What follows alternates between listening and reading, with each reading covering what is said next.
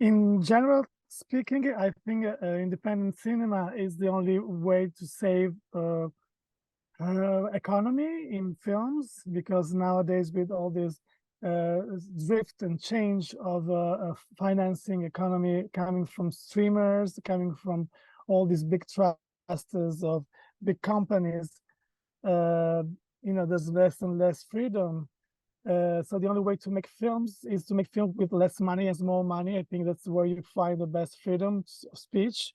I'm witnessing this on my skin, by my experience. Now that I have like bigger production companies or distribution companies, they always are trying to think of the commercial and marketing side of the works, and sometimes you have to make compromises and accept where there's more money, there's more economy, of course, there's less freedom. So independent, which means doesn't mean no money at all, but it means you fight for finding money and resources.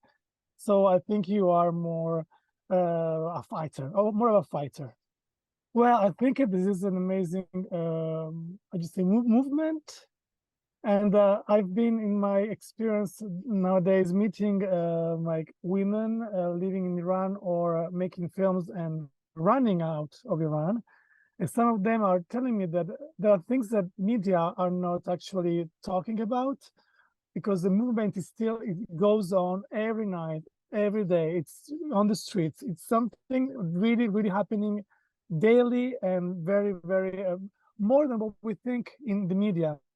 And it's not just revolts and I'd say riots or manifestations, I would say, in France. It's something coming from the real people, from the daily life choices. And I think that it's unique for this, in this sense, in the sense of happening in the houses, in the yards, in the streets. And of course, it's amazing that the entire world's now acknowledging the cause. But I like, and I'm so happy to think that this is happening really where we don't know it, we don't see.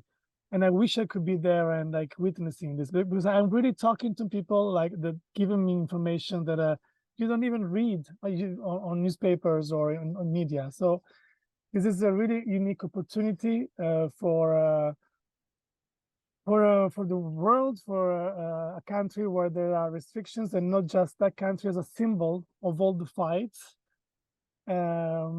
because the fight is still very happening. It's still a big issue. So even though Oscars go to women, even if we have every big festivals rewarding women, it's not just about awards or recognition.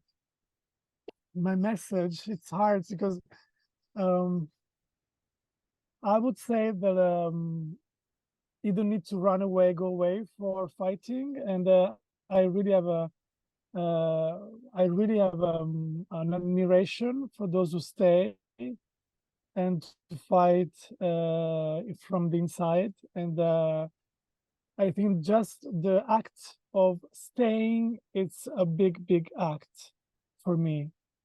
And so not running, not escaping, it's something really for me of a great admiration.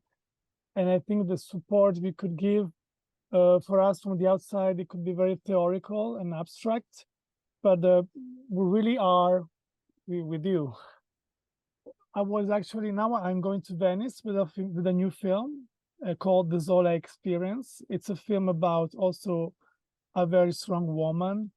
It's an issue that I'm exploring since a while. It's an adaptation of the novel from Émile Zola, L'Assommoir, a novel written in the 1897. And I'm actually exploring actors in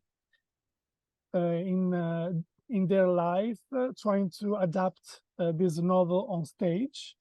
And this novel, during the process, all the things happening on stage in the book are happening to them in real life. So you don't know where the reality and fiction starts and ends. So it's all mixed up. And then we have actually the main character of the novel, or also of the story, is this strong woman. in the 19th century, Gervaise, she was a woman who wants to fight for emancipation. She wants to open her own laundry place.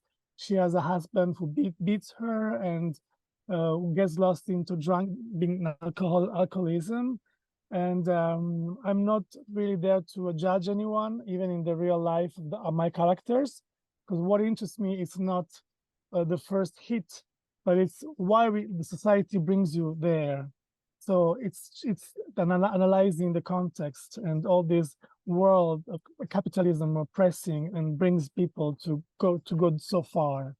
So that's the main topic. And this woman, it's a woman who already there at that time in the 19th century, she was a real fighter. So for me, it's a topic that I'm really exploring at the moment, and it always. My first film was a film about my mother. She's a woman, a strong woman, and in the family, she was the one she was trying to hold and avoiding the bankruptcy of the company, of family company. And she's a woman, a strong woman from the South. And so I'm really, of course, she's my mother. So I'm really attached to her. But women and are the best characters in my stories. In story, if you can see in literature or also in cinema, every time there's a dictatorship or there's a movement there right after that when there's I'd say interdiction, when there's something forbidden, you need to find ways to express yourself, and you invent new grammars.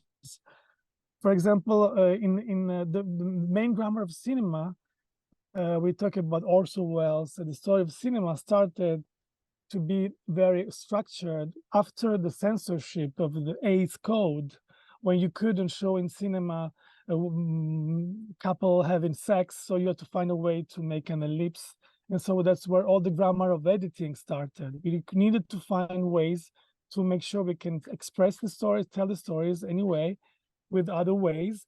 And that's where all new languages come out. I'm sure this is actually something happening also for this moment, because you need to find ways to tell stories in a different way and get creative with that. And so that's all the meaning of art, finding a symbol. It's a transposition of reality. And this movement really could help to find new symbols, metaphors, and it could get richer language could get richer. That's in my opinion.